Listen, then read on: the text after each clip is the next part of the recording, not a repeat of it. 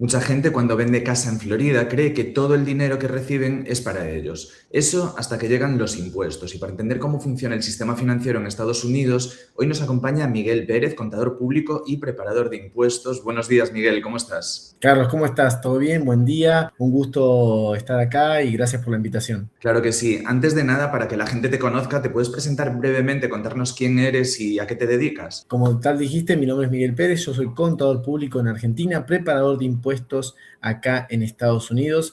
Ya trabajo hace años en todo lo que es el área de impuestos y contabilidad. Nos enfocamos mucho en clientes del exterior, pero también tenemos clientes locales por diferentes estados. Hace un par de años, también saqué mis licencias como Realtor y como prestamista.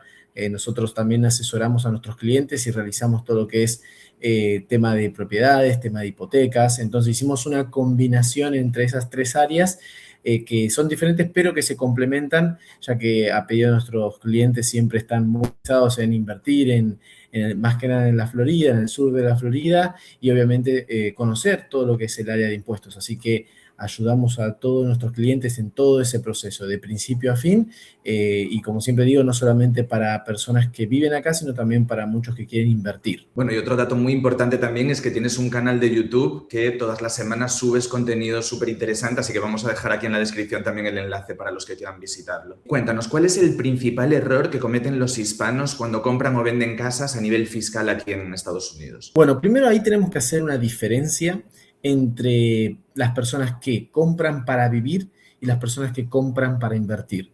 Por un lado, yo el error que más noto en las personas que compran para vivir es que no desconocen lo que es el homestead exemption, que básicamente uno cuando compra una propiedad donde reside puede aplicar este beneficio, obviamente tiene que hacerlo en las fechas rectas y de esa manera todos los años lo que es el property tax, o sea, el impuesto a la propiedad que uno tiene que pagar, tiene un tope. Le pone una limitación, entonces, de esa forma, aplicando con este beneficio, puede ahorrar impuestos y le pone un límite a lo que es el aumento de ese impuesto de hasta el 3%. Hay mucha gente que desconoce, no lo hace, entonces después, después que compra la propiedad, le llega, tiene que pagar este impuesto y se da cuenta que es muchísimo dinero y que tendría que haber ahorrado por ahí. Estamos en un terreno súper interesante que podríamos estar hablando toda la mañana, ¿no? Pero ahora con la nueva propuesta que hay, que se va a votar en noviembre, está pensando en aumentar esta exención. La gente que no lo llenó este año, incluso aunque se apruebe, pues el año que viene ya pagarían impuestos normalmente, ¿verdad? Correcto, correcto, es así, sí. Sí, básicamente el Homestead Exemption tiene dos puntos, que es por un lado una exención de hasta $50,000 del monto de evaluación, que eso se planea subir hasta 150,000 y después va a ir subiendo progresivamente a medida que va pasando los años, y después por otro lado el tope del 3%. O sea, si tu propiedad aumenta en valor, no sé, por ejemplo, un 5%, 8%, lo máximo que se puede tomar para la evaluación es hasta un 3%. Sobre eso se calcula este impuesto a la propiedad que es anual. Claro. Y entonces nos comentabas que el otro error que veías, ¿cuál Sí, era? por otro lado, cuando veo muchos errores cuando una persona compra para invertir. ¿Ahí qué pasa? Además de temas impositivos, mucha gente no lo hace con la estructura correcta. Uno piensa que puede venir, comprar, rentar y listo, pero a veces al no tener una estructura correcta termina no solamente pagando más impuestos por un tema de protección legal. Por ejemplo, he conocido bastantes personas, tengo bastantes clientes que han comprado propiedades a nombre personal en lugar de hacerlo con, por ejemplo, una LLC, que es la estructura más popular. Y de esa forma, a la hora siempre no tienen en cuenta con esa protección legal. Entonces, si pasa algo con la propiedad o tienen algún problema, nada, obviamente cualquier demanda o lo que pueda pasar recae sobre su patrimonio personal. Entonces siempre es mejor tener esa protección a través de esa LLC y encapsular cualquier tipo de inconveniente que pueda surgir. Y una pregunta, cuando hablas de la LLC, ¿es para temas de alquiler y demás, para inversiones o también se consideraría para una casa personal, para habitar? No, siempre cuando hablamos de LLC hablamos de propiedades de inversión, o sea, para rentar o mismo para comprar, refaccionar y vender, todo lo que sea negocios. Cuando vos comprás para vivir, para residir ahí, sí o sí tiene que ser a nombre personal, no puedes poner una LLC en el medio y menos si lo vas a hacer con una hipoteca. Claro, y alguien que no esté muy familiarizado, ¿cómo se beneficiaría de la LLC? ¿Cuál es el beneficio principal? Bueno, nos comentaste que evita demandas, pero a nivel de impuestos, ¿cómo ahorraría dinero? Mira, la realidad, y eso es un tema, un mito bastante grande,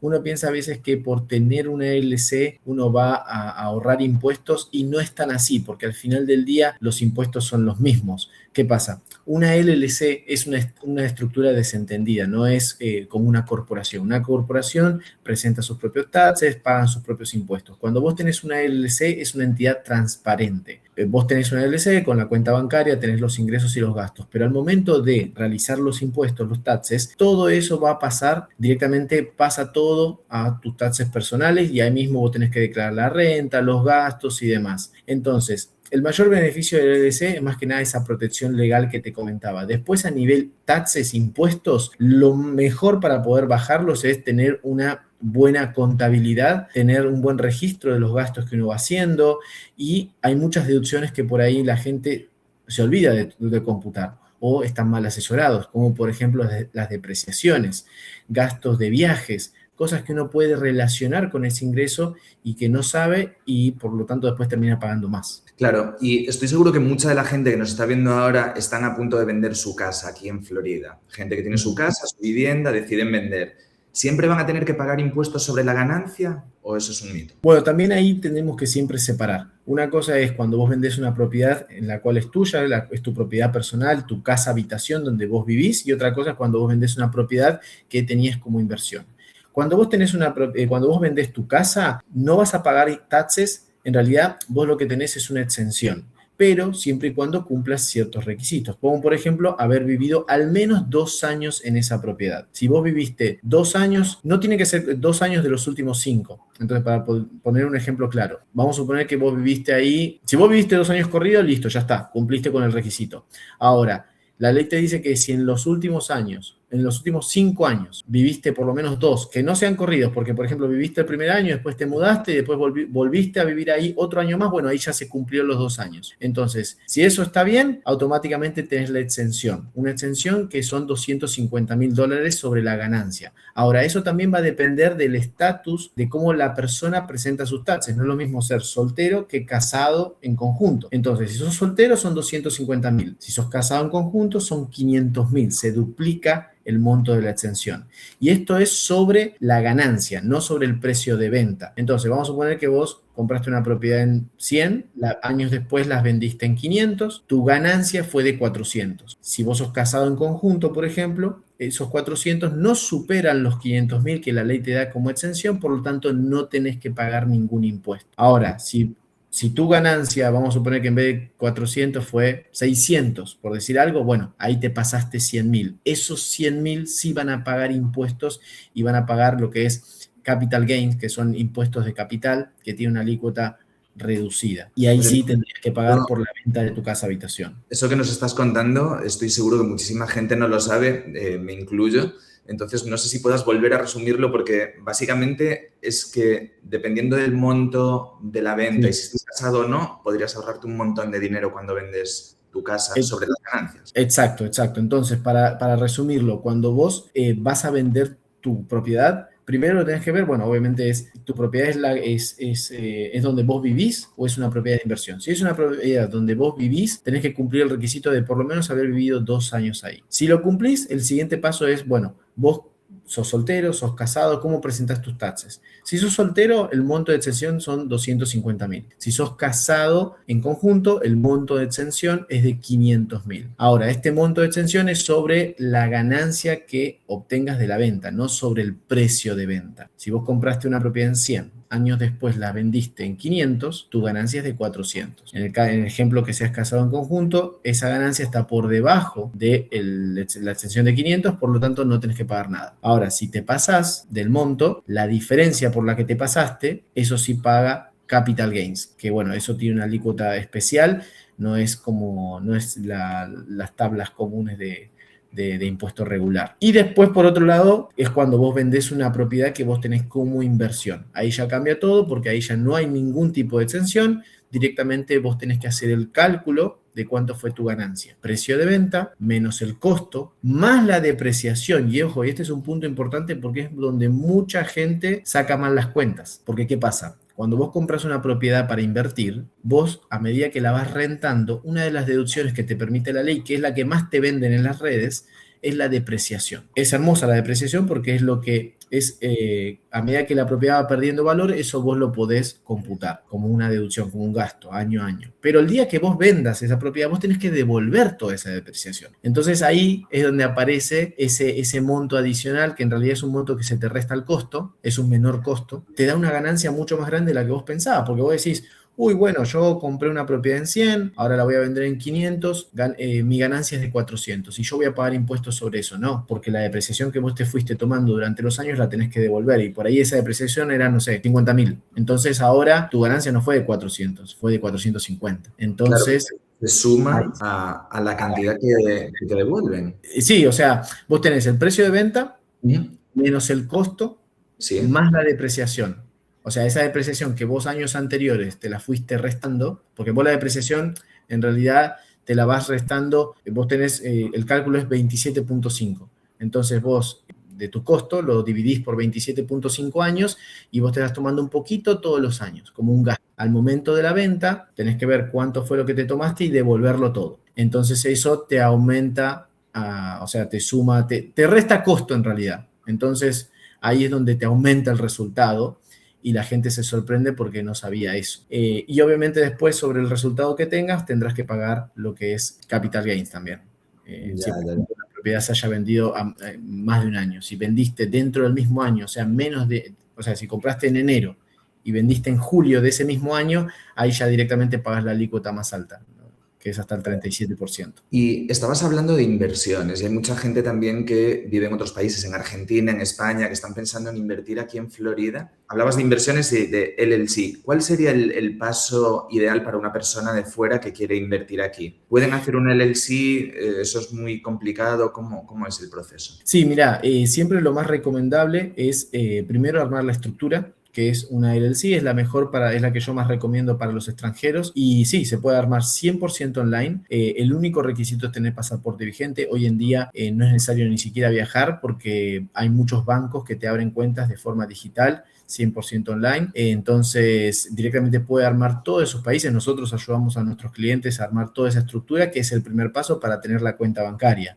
Porque el siguiente paso sería traer los fondos que se van a utilizar para la operación y que ya estén en el país. En el caso en que lo hagan con una hipoteca, por ejemplo, ahí también es muy importante tener la LLC con la cuenta bancaria porque el banco a la hora de hacer una precalificación lo que va a pedir es que ese fondo que se utilice como down payment, ya sea 30, 50% o lo que sea, tiene que estar en una cuenta en un banco americano por lo menos 2 meses. Entonces siempre el primer paso para una persona extranjera que quiere invertir es armar la LLC, cuenta de banco, traer los fondos y recién ahí empezar a mirar, empezar a ver qué opciones hay, ver si lo va a hacer todo cash, si lo va a hacer con un mortgage y ahí ir avanzando. ¿Y pagan más impuestos los extranjeros, las personas de fuera que quieren invertir o los residentes? Bueno, ahí técnicamente, ¿qué pasa? En el caso de los extranjeros, a nivel impuestos federales es lo mismo. Lo que pasa es que en el caso de los extranjeros existe el FIRP, que es una retención del 15% sobre el precio de venta que se le hace al momento que un extranjero vende una propiedad, ¿entendés? Entonces, esa es la mayor diferencia, porque después cuando un extranjero compra una propiedad y la empieza a rentar, ahí a nivel federal es lo mismo, ya sea una persona residente o un no residente,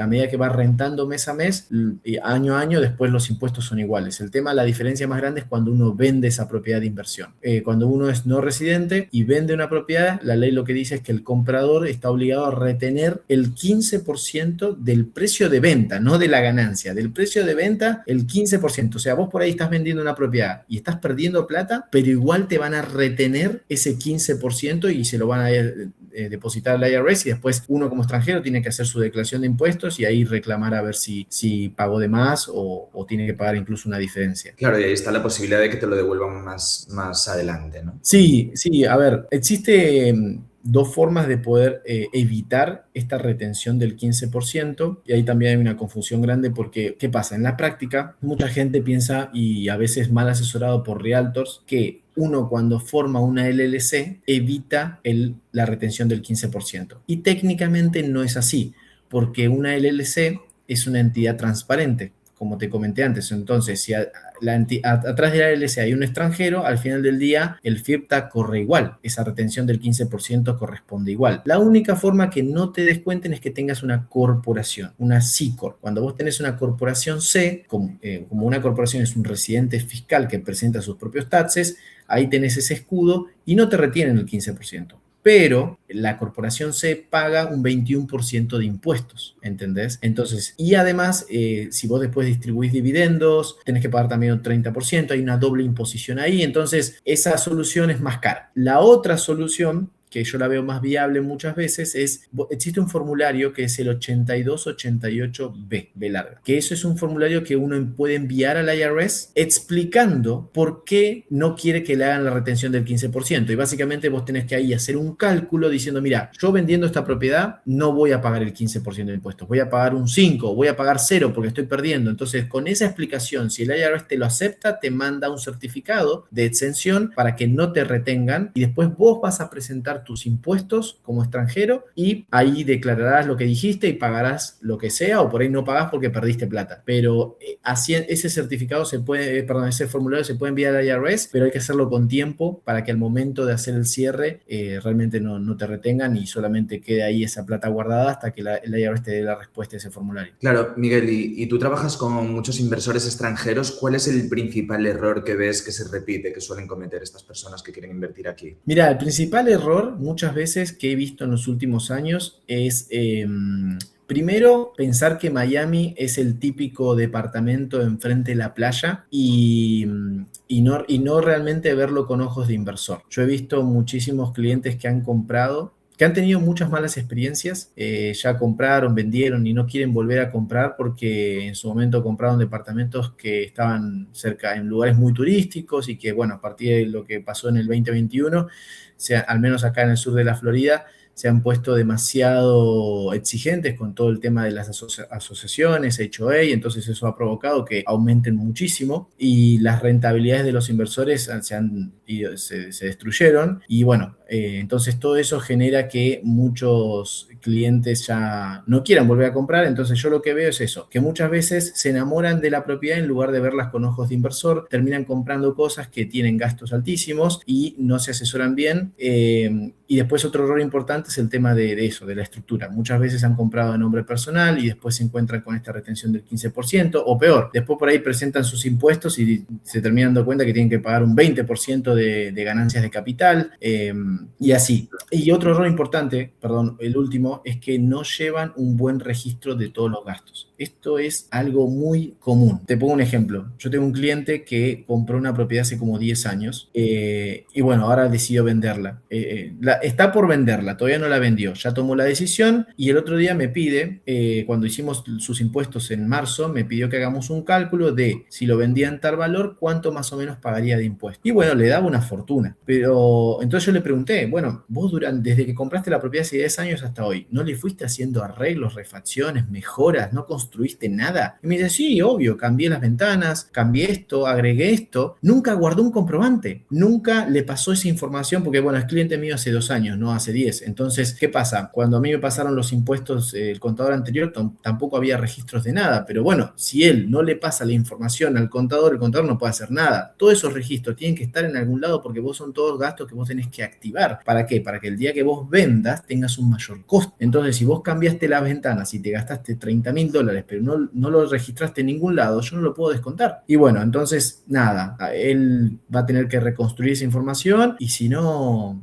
O sea, no hay mucho para hacer, pero bueno, ese es un gran error, no llevar un registro, no solamente de gastos, sino de mejoras que uno le va haciendo a la propiedad. Claro, claro, y eso es algo que yo creo que todos tenemos pendiente, no solo los inversores, e incluso en el día a día, cuando tienes una casa, todo lo que se va acumulando, pues al final siempre te sirve no tener esos recibos. Sí, es lo que dijimos antes, o sea, al final del día, vos cuando vendés tu casa, ya sea de inversión o porque vivís ahí, si bien hay exenciones, es posible que tengas que pagar algún impuesto. Entonces, tenés que que tener un control y un registro de todos los gastos y mejoras que le vas haciendo a la propiedad, porque después eso lo puedes tomar como un costo adicional. Claro.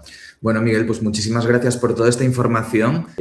Antes de terminar, simplemente me gustaría volver sobre tu canal de YouTube para que nos cuentes un poco lo que haces semanalmente, ¿no? ¿Qué tipo de vídeos puede encontrar la gente si te visita? Dale, Carlos, buenísimo. Sí, nosotros hicimos un canal hace poco, estamos empezando, pero siendo bastante constantes, subiendo videos todas las semanas, hablando de todo lo que es impuestos, estructuras, LC. Hace poquito subí un video que para mí es súper interesante, que es 4 errores que comete la gente, que son muy comunes, que hacen que se rompa el velo societario y que por más que vos tengas una LLC, si tenés algún problema legal, alguna demanda, pueden ir directamente sobre tus cosas personales. Entonces, y son cosas muy básicas, como por ejemplo, si vos tenés tu LLC y tenés una propiedad, tenés que tener una contabilidad separada. No puedes manejar todo con tu cuenta personal, porque después el juez que va a decir, el LLC y el dueño son uno solo. Entonces pueden ir directamente contra vos. Bueno, y así subimos un montón de videos explicando sobre impuestos, estructura. Vamos a empezar a hablar más sobre real estate y crédito, que eso es un tema súper interesante que para mí también,